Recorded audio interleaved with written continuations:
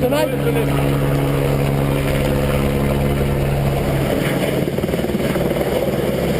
Attention, attention. Tourne-le, tourne-le. Et là. Allez. Tourne le poteau. Ok, mec. Et essaye de tourner l'échelle. Bloc. Bloc, bloc. Bloc. Impeccable les gars, c'est nickel.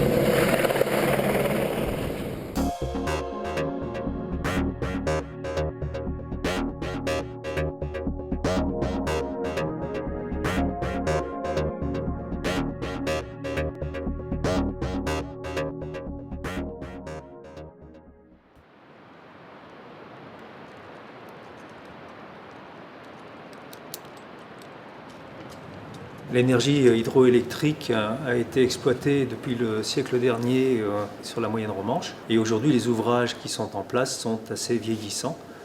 Il était donc nécessaire soit de les renouveler à l'identique, soit de rationaliser l'utilisation de la chute de la Romanche. C'est le choix qu'a fait EDF en faisant ce projet Romanche-Gavet qui va consister à remplacer 6 aménagements existants par un seul.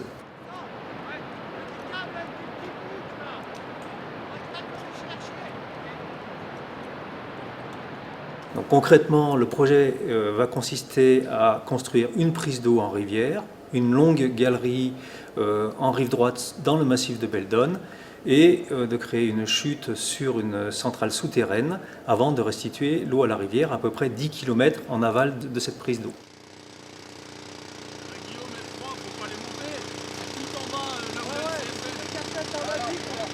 Donc là, ce qu'on va faire, en fait, on repart pour la nouvelle saison, 2011. Et on va aller équiper donc, tout ce qu'on avait déséquipé l'année dernière suite à l'hiver et la neige.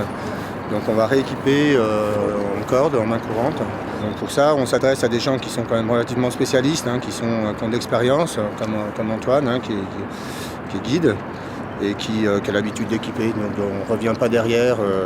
On est sûr que le travail est bien réalisé, avec le nombre de points qu'il faut. En sachant que l'équipement c'est important. On a l'impression au départ qu'on perd du temps un petit peu, mais en fait on s'aperçoit que les gars sont plus à l'aise, ils prennent moins de risques, on a moins d'accidents, on est plus à même de travailler correctement si c'est bien équipé. Voilà. Donc là, dans un premier temps, c'est des mains courantes câblées, ligne de vie, et puis aussi des filets par chute.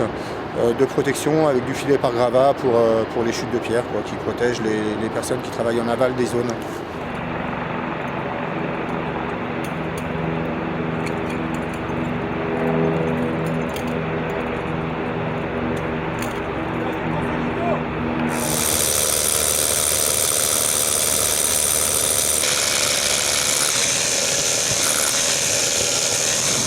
Ça peut être une inattention aussi, de descendre sans regarder en dessous.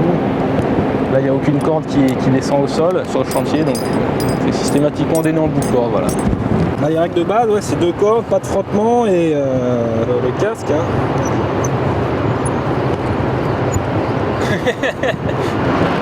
La partie sécu, c'est partie intégrante du travail du cordiste. C'est pas on démarre le chantier, on s'occupe des protections individuelles, etc.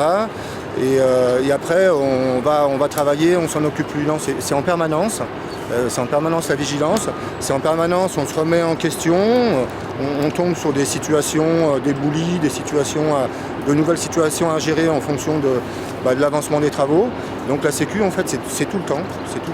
C'est toute la journée, avoir un œil dessus et dire je vais travailler, je vais me déplacer, je vais forer. Mais avant d'aller forer, je suis sûr que je mets en place un poste qui soit un poste conforme et où je ne mets pas ma vie en danger, ni la vie des autres. Donc ça demande effectivement une organisation importante et beaucoup de communication avec les gars. Voilà, ça c'est primordial.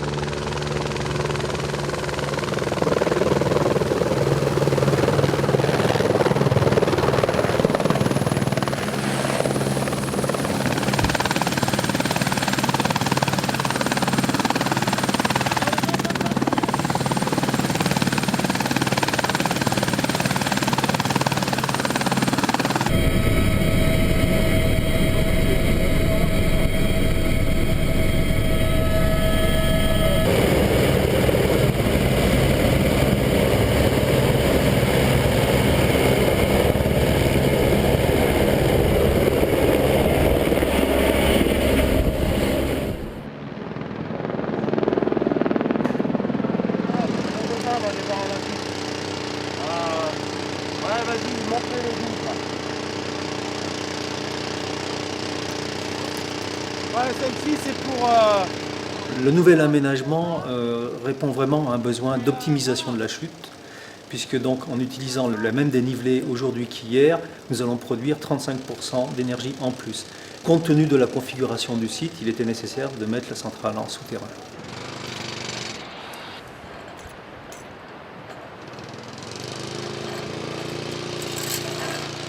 Pour pouvoir réaliser les travaux, il est nécessaire de sécuriser les sites, puisque l'ensemble des 3 sites principaux sur lesquels nous allons travailler se trouvent sous des falaises, la prise d'eau, l'entrée de la fenêtre de la galerie, et puis les ouvrages extérieurs de restitution au niveau de la centrale.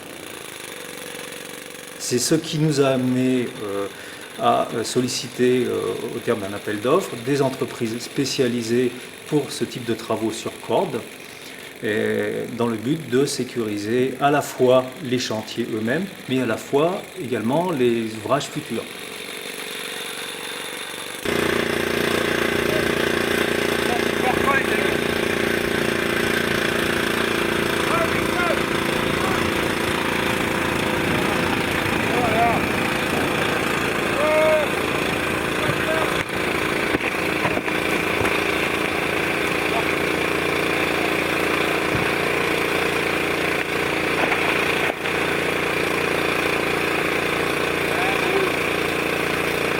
Bon, on fait un plan de prévention des risques quand on arrive sur le terrain. On fait une réunion de préparation des risques avec le personnel. On évalue ces risques. On met en place un plan de travail, de déroulement du travail avec eux. Et ensuite, chacun se dispatche en fonction de ses capacités. Va faire ses mains courantes, va mettre ses filets par cravate, etc. quoi. Donc moi je gère le bon déroulement de tout ça, tout le monde, le matériel dont il a besoin et surtout la vérification derrière que tout était bien fait, bien réalisé, quoi. Ça c'est primordial, quoi. Parce qu'on a beau faire confiance, on a toujours des fois des surprises, quoi. Et des fois des erreurs, l'erreur est humaine et donc des fois ça arrive qu'on revienne derrière faire autre chose parce que c'est pas tout à fait dans les normes de sécurité, quoi. Voilà.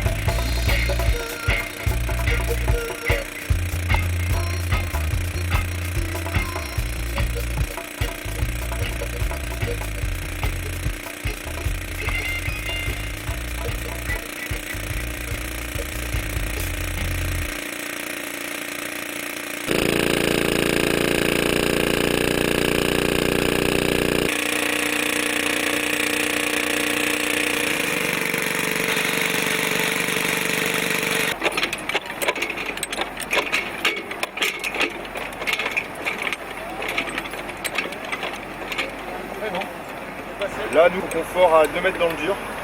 Donc voilà, si on rencontre une faille à 50 cm ou à 1 mètre, et ben, on fort 2 mètres derrière dans le dur. Donc dès que ça bloque, dès que ça peine, dès qu'on passe une faille, et ben, en fonction de la faille, si elle est pleine ou si elle est vide, tu le sens dans le taillant, ça bloque, il faut ramoner beaucoup. sortir toute la merde qu'il y a dans le trou, et puis après tu peux enchaîner derrière. Voilà, c'est une petite phase, la faille c'est une petite phase minutieuse qu'il faut passer, et puis après,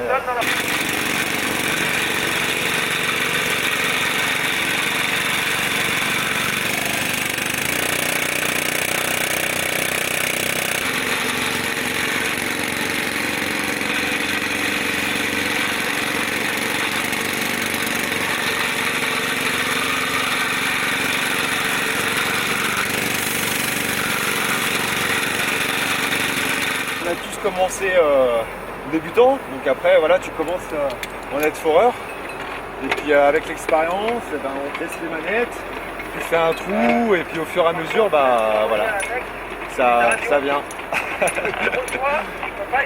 Et en fait, la grosse galère dans ce genre de machine, c'est quand ça coince, c'est ça? Voilà, la grosse galère, ouais, c'est quand tu bloques, donc ça peut être une faille où ton taillant il vient se bloquer derrière, et là pour ressortir, bah, c'est un peu la galère, donc tu utilises toutes les solutions des anciens, à l'huile, à l'eau, enfin bon voilà. Et puis ouais c'est ça, c'est la galère, c'est quand ça bloque. Sinon normalement tout va bien. Jusqu'ici tout va bien. Tout bon, hein. C'est tout bon gros? Oui patron, je vous ai fait les traits.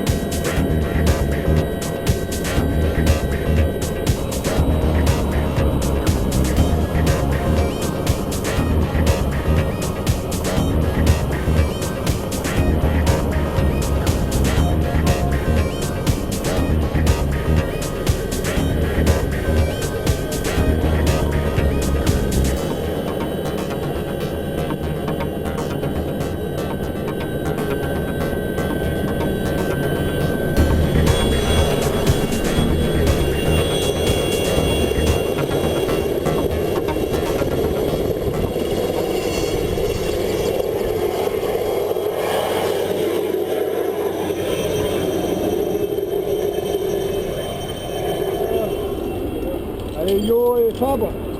Go, go, go.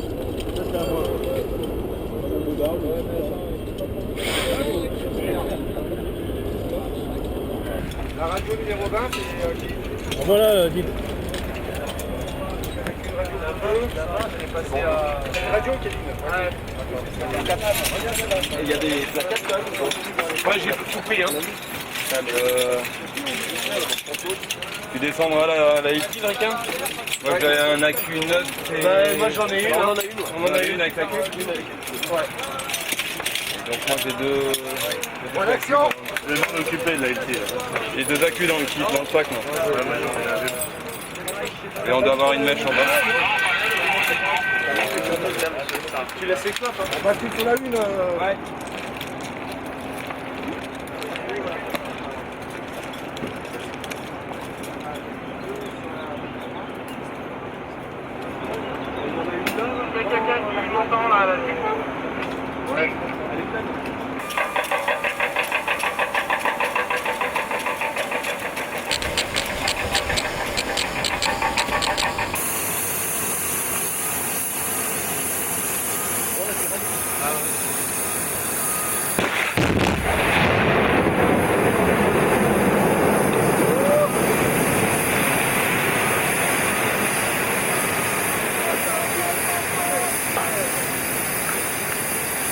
Là en tir, il y a des consignes particulières au tir, donc ça c'est tout établi, chaque posé doit le savoir, donc c'est les téléphones, les radios, c'est éteint quand on va mettre les détonateurs électriques, tout ce qui est électrique pour danger de courant baladeur.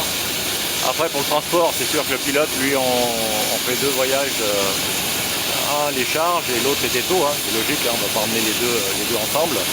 Et après, donc là c'est la particularité du tir en falaise, c'est justement à partir du moment où éventuellement il y a du cours d'eau détonnant à l'extérieur, Là, il y a danger, faut essayer de le cacher, qu'il n'y ait personne au-dessus pour pas qu'il y ait un caillou qui vienne impacter le cordeau et là, ça peut déclencher le tir. C'est un peu, je dirais, le plus gros danger en falaise. À partir du moment où on a des charges à l'extérieur avec du cordeau, s'il y a une pierre qui vient tomber dessus, si on a la bonne onde de choc, c'est pas bon. Donc on avait l'hélicoptère qui venait tous les jours. Hein. On travaille en moyenne entre 1 à 2 heures de travaux de levage pendant les 14 mois de chantier. On est quand même sur un des chantiers de travaux accessibles les plus importants qui a été fait ces 10-15 dernières années. Donc on est sur des ouvrages assez importants avec certains poteaux déflecteurs qui peuvent aller jusqu'à 11 mètres de haut et sur des filets d'absorption d'énergie qui peuvent retenir jusqu'à 5000 kJ, qui correspond à peu près à une pierre de 10 tonnes lancée à 100 km/h. L'hélicoptère, lui, peut prendre des charges jusqu'à 1 tonne. Donc on a les filets qui sont montés font entre 800 et 900 kg. Et après, on a des charges, les poteaux font généralement 4 à 500 kg. Et puis toutes les machines qu'on héliporte font plutôt du genre de 2 à 300 kg.